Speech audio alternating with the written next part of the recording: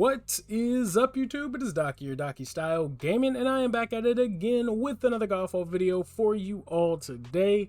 And in this video, I'm going to be personally going over one of my favorite builds for my favorite Valorplates in GodFall right now, and that's my boy Hinterclaw.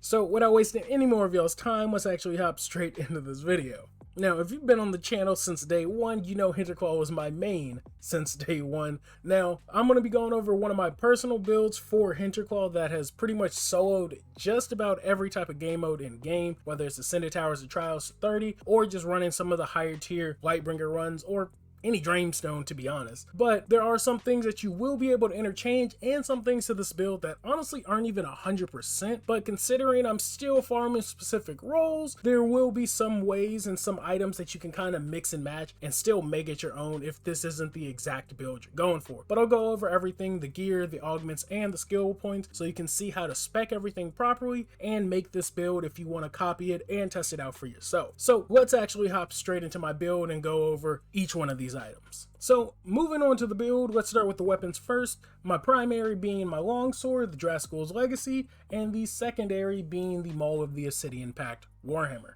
Now, if I'm being honest, both of these aren't the exact weapons I want to use. Well, the Maul of the Obsidian Pact is, but their primaries are primarily what I'm going after. Now, Maul of the Obsidian Pact is an Ascended Tower of Trial weapon, meaning it can drop with dual primaries that can re-roll. Now, one of them is the perfect roll I want, which is whenever you defeat an enemy with a weapon technique, you gain overhealth, and your overhealth no longer degenerates. The second primary perk, I don't care for, but I can't find the current roll I'm looking for, so I'm rocking with it right now.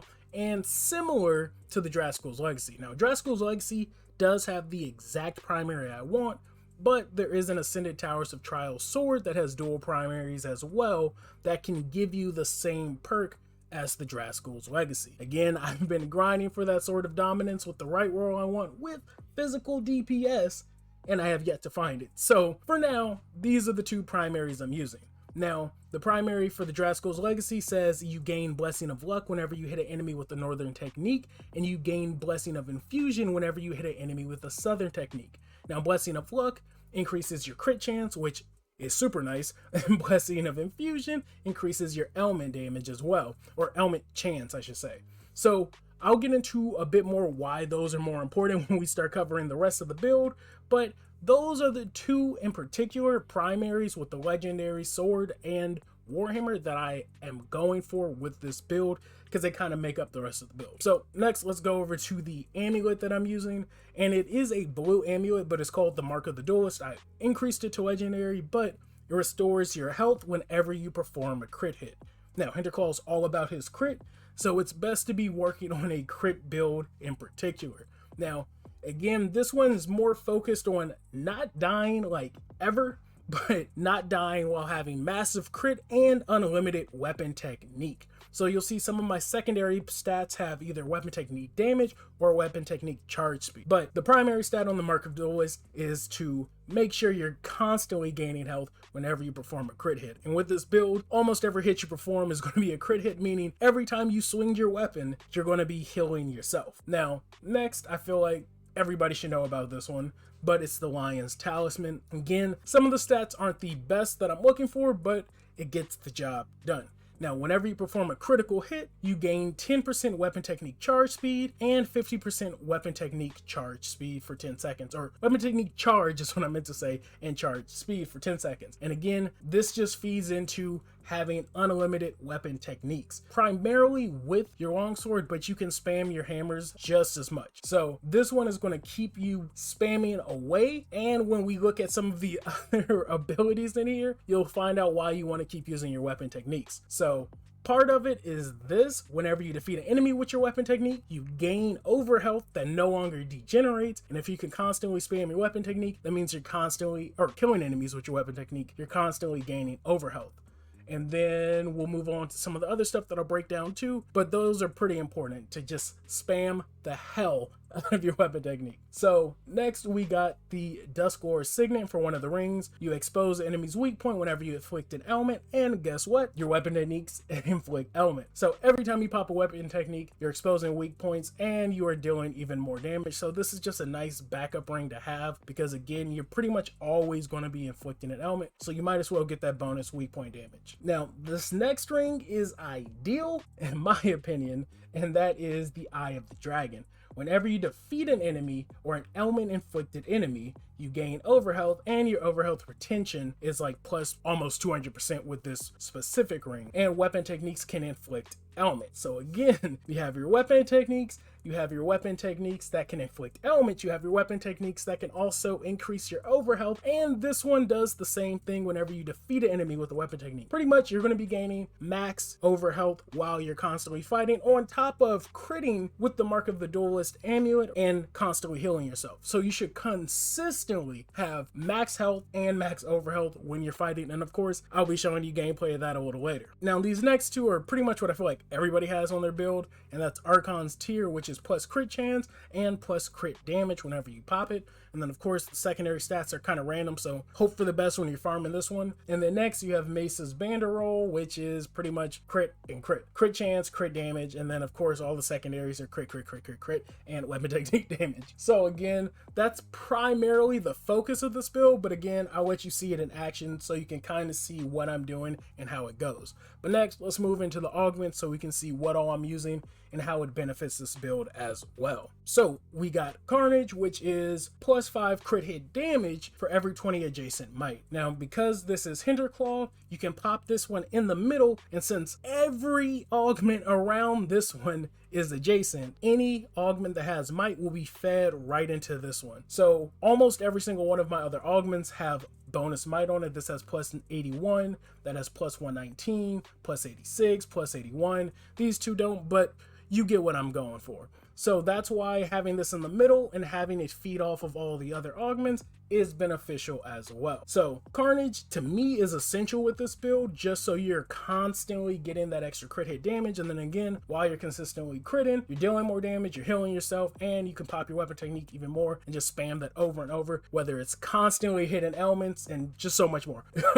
Next, let's go on to Void Shell, which I love this augment, but if I'm being real, currently it seems like there are some issues with Void Shell. Some of them aren't proccing properly. Now this one, I got it to work, but it's whenever you perform a crit hit, you gain overhealth, and for every 20 might adjacent augments, yeah, again, you get what I'm going for. So there's more might there, there's might here, there's might here, so you're getting bonus, but you see it's plus 161 on this augment. Well, I have a bunch of Void Shells, and for some reason they're not proccing properly. That's why I specifically favorited this one, so I know which one to use. But let's just say I put this one on, and for some reason it's plus 23, so I'm not getting the most out of that one for some reason. So whenever you're farming this one, you kind of want to make sure that it's one that's working properly. Again, for some reason, and it's been like this for a while, and I hope the devs check up on it, but Void Shell just hasn't been proccing properly with every augment. Like, some of them work normal, and then some of them just seem to not work at all. But essentially, you're going to want Void Shell in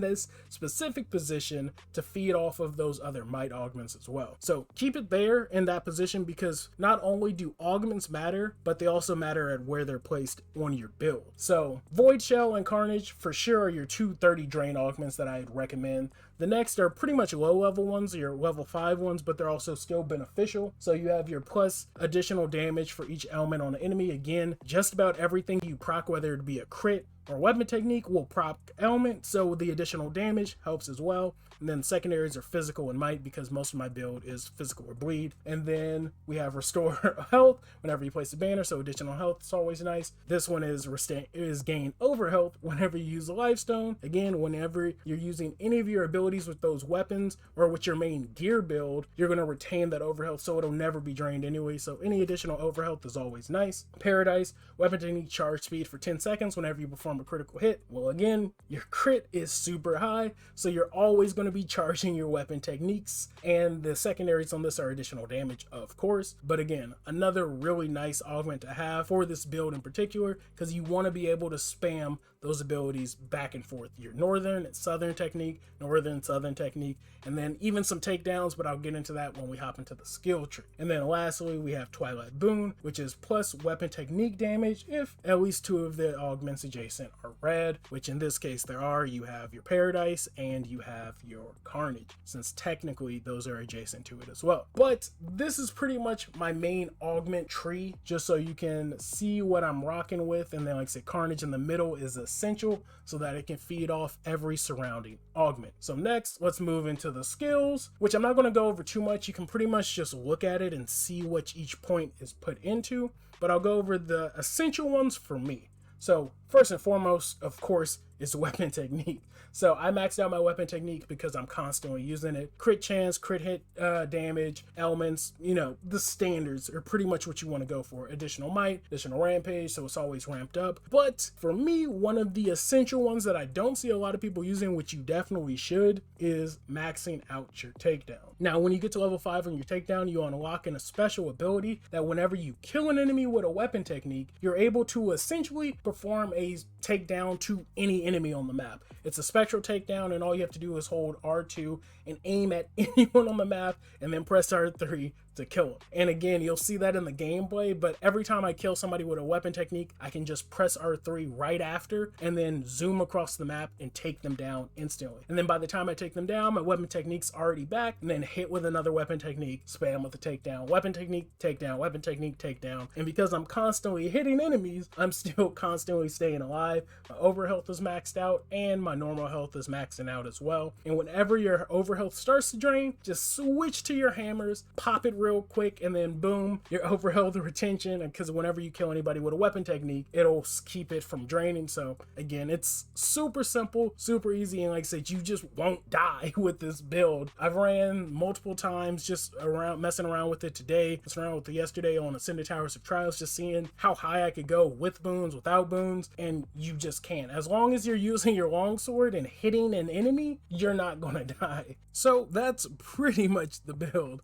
I think now's the perfect time to wrap it up, but I am still going to let some of this play out just so you can see the build in action and in its full glory. But I am going to wrap up this video, so thank you all for watching. Like always, be sure to leave a like if you liked the video. If you didn't, still leave a like, and be sure to join the Discord if you haven't. We got LFGs and so much more for GodFall and just other video games in general. So if you're looking for new people to play with or some builds or guides, we got it all in the Discord. Again, link is in the video description. And again, if you want to check out the rest of this build, stay tuned to the end of this video because I'll be letting it play out a little longer just so you can see it in action. Other than that though, I will catch you all on the next one.